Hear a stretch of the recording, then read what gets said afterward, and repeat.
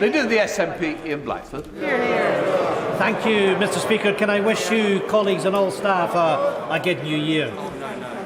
Mr. Speaker, over the last few weeks, serious warnings have grown over the Tory cost of living crisis, which will hit the majority of families over the coming months. New research from the Resolution Foundation has found that, on average, that families will be £1,200 worse off from April as a result of Tory cuts, tax hikes and soaring energy bills. Now, for members of the Tory government, £1,200 might not seem very much. For the Foreign Secretary, it is just another taxpayer-funded lunch in Mayfair.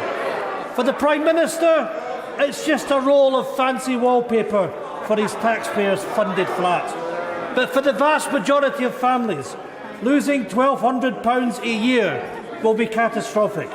For some, it will mean that they can't afford to pay their rent and bills, to heat their homes, or to put food on the table.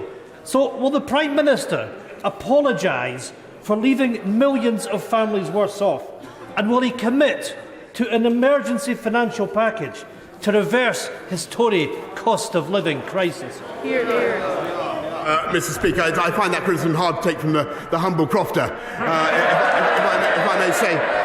But what we are doing, with whom, as I stressed, Mr. Speaker, I have normally very, very good relations off the pitch. But what we are doing is helping families up and down the country.